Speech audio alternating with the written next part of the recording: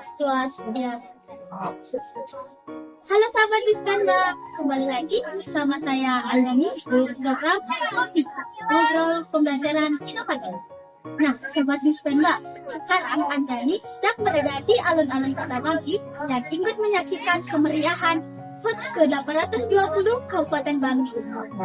Nah, pada kesempatan kali ini Andani akan mewawancarai Bapak Sanyoman Sedana SD selaku Bupati Bangli terkait dengan peringatan HUT ke-820 Kabupaten Bangli.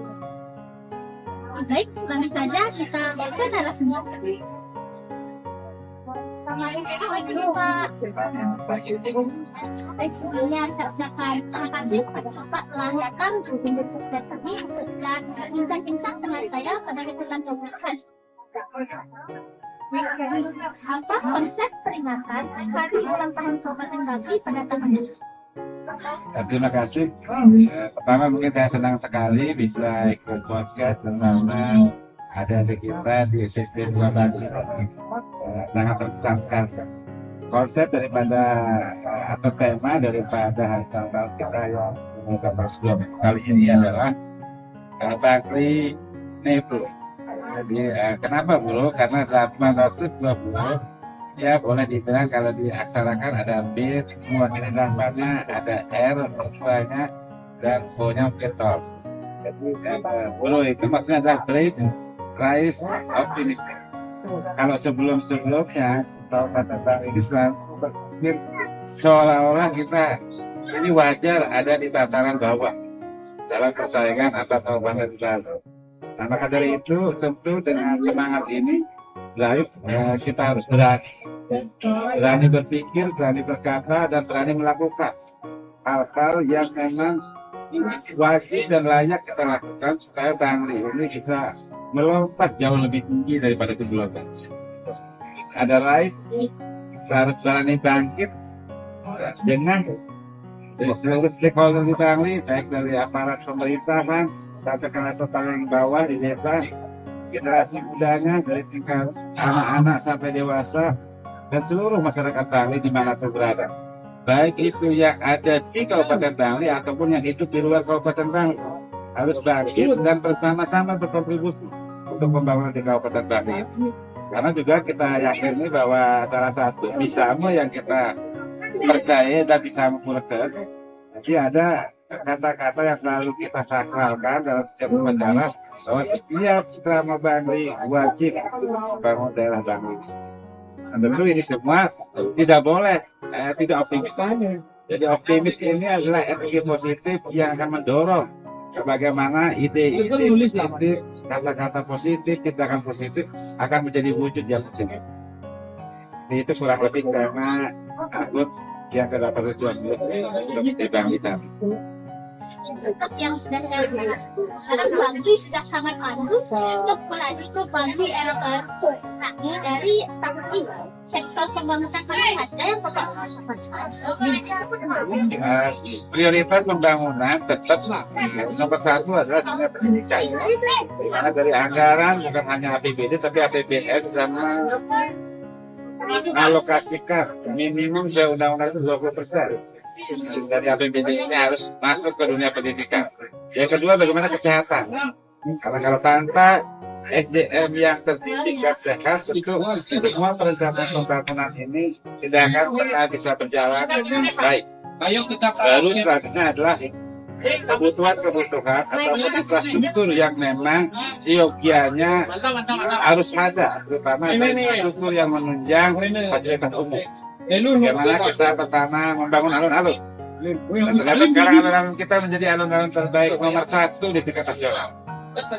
Sebelumnya nggak mungkin kita berpikir di Bangli ada terbaik nasional. Nah, ternyata bisa. Yang kedua bagaimana rumah sakit kita. Kalau setiap orang di Bangli ini sekarang sudah tercover oleh UAC, Universal Healthcare Coverage. Jadi saya jamin 100% masyarakat Bangli yang sakit pasti gratis dan kita rawat di rumah sakit. Tentu rumah sakitnya harus representatif. Gedungnya sudah terbaik, alat kita tambahin, termasuk tenaga SDM-nya. Sebagai SDM itu ada perawat yang handal, ada dokter, ada spesialis. Tidak cukup spesialis sana, harus ada subspesialis lagi. Nah ini semua dalam rangka pemenuhan terhadap kebutuhan kesehatan bagi Krama Bakti. Sehingga kita tidak perlu buru-buru keluar kabupaten untuk berobat. Jadi rumah sakit kita tipe B pendidikan ini speknya sangat tinggi. Jadi kita akan terus kembangkan fasilitas-fasilitas itu. Pasar harus kita bangun. Dan sudah kita bangun dengan anggaran yang sangat besar. Dan yang paling penting bagi generasi milenial kita sudah siapkan pembangunan Bangli Sport Center. Nah ini kayaknya mimpi besar yang juga di kabupaten kota lain belum ada. Membangun dalam satu areal besar, kompleks dan juga terintegrasi semua sarana prasarana olahraga. Dan tahun ini kita sudah mulai dengan anggaran 30-an miliar, dan itu akan menjadikan kita mempunyai lapangan sepak bola yang standar. Di luarnya ada lintasan atletik yang berstandar internasional. Dan juga ke depan ini karena lahan kita total yang 6,5 hektar, jadi akan kita bangun Bangli Aquatic Center. Ada juga mini soccer Kabupaten Bangli. Dan yang paling penting adalah akan ada gelanggang olahraga indoor dalam ruangan dengan kapasitas 10.000 orang. Nah, jadi olahraga apa-apa saja akan masuk ke sana. Ada lapangan bulu tangkis 5 lain, ada poli 5 lain, ada bisa untuk futsal, bisa untuk basket, karate, judo, semua kita akan akomodir di Bangli Sport Center ini. Dan satu lagi untuk anak muda, di samping sebagai sarana olahraga, indoor ini juga bisa kita pakai tempat konser. Jadi untuk kegiatan adat seni budaya termasuk konser Bali, konser lokal, bahkan mimpi kita adalah konser internasional bisa juga masuk ke Bangli Sport Center ini. Sehingga sebagai tujuan wisata kan ada health tourism, sekarang ada sport tourism. Ada juga kalau yang nyanyi-nyanyi ini kan konser namanya. Jadi ini kan juga akan mendatangkan pariwisata. Dengan datangnya orang nonton dari luar, maka UMKM juga akan itu. Jadi akan ada multiplier effect bagi UMKM dan pada presiden bagi banyak sektor kehidupan di kabupaten. Dengan pembangunan Bangli Sport Center ini, Bapak mengharapkan agar sektor pembangunan di Bangli makin Benar sekali. Semakin maju dan semakin terdepan. Karena kita sudah tidak boleh lagi minor dengan kabupaten lain, dan apapun yang kita bangun di Bangli ini kalau bisa terbaik daripada yang sudah ada sebelum di Bangli. Kita sudah harus buktikan bahwa Bangli ini adalah kabupaten yang sangat luar biasa. Seperti slogannya, Bangli nih bro. Bangli nih bro. Ya benar Pak. Nah, yang Bapak lihat ini juga sudah banyak di sekolah-sekolah yang antusias mengikuti stand pameran pendidikan ini. Nah, apa harapan Bapak dengan diadakannya stand pameran pendidikan yang diikuti oleh sekolah-sekolah di Bangli? Stand pendidikan ini baru pertama kali selama 3 tahun ini kita adakan barengan dengan FUT. Maka dari itu mungkin panitia belum bisa membayangkan bagaimana antusias daripada sekolah yang ikut. Dan ternyata saya amati dari 2 hari yang lalu, dari mulai persiapan saja luar biasa sekali semangat daripada sekolah-sekolah untuk menunjukkan kreativitasnya, menunjukkan prestasinya, dan juga menunjukkan semua potensi yang ada di sekolah masing-masing. Maka dari itu tentu harapan kita adalah inilah ajang bagi anak-anak kita untuk menunjukkan jati dirinya, baik itu di bidang seni, budaya, adat, kreativitas, sains, dan juga lain sebagainya. Seperti saya masuk ke tanah CP2 ini tidak terbayangkan begini banyak prestasi yang ditorehkan dan begini banyak ternyata produk-produk berkualitas yang sudah bisa dihasilkan oleh anak-anak sendiri. Kalau saya lihat anyaman yang tadi di demo itu kelasnya kelas mahal barang-barangnya. Karena kan saya juga waktu SD juga ikut kegiatan itu. Jadi ini sokasi untuk ini udah ratusan ribu juga ada. Nah, ini tentu akan menambah di samping juga bakatnya juga bisa menambah penghasilan dan kemandirian daripada sekolah, khususnya bisa siswa-siswa ini dalam persaingan di luar terkait dengan pemenuhan kebutuhan untuk perekonomian keluarganya. Saya sangat bangga dan tentu ke depan karena ini sudah terbayarkan sekarang ternyata ya boleh dibilang membludak sekali. Nah kalau ini pengunjungnya karena memang antusias, ribuan orang tua datang dari berbagai desa yang ada di Bangli ini. Ini salah satu juga yang membuat alun-alun kita beberapa hari ini full setiap sore. Dari mulai persiapan sudah penuh, parkir sudah tidak ada di mana-mana. Jadi sekali lagi kepada Pak Kadis Pendidikan terima kasih, kawan-kawan pengawas, guru dan lain sebagainya, terutama anak-anak yang luar biasa ini. Saya bangga dan mudah-mudahan terus akan membanggakan dan mengharumkan nama Bangli di tingkat yang lebih tinggi. Jadi yang terakhir, apa harapan Bapak untuk kabupaten kita ini, Kabupaten Bangli, di hari ulang tahunnya ini? Harapan saya tentu kita di Kabupaten Bangli akan bisa lebih baik lagi dari semua hal.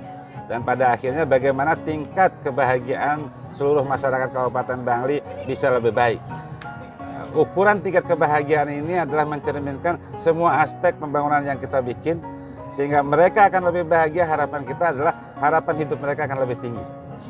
Harapan hidup kalau sekarang rata-rata 74 tahun untuk Bali, walaupun ini sudah di atas nasional, tetapi kalau orang yang lebih bahagia lagi, maka dia harapan hidupnya lebih panjang lagi.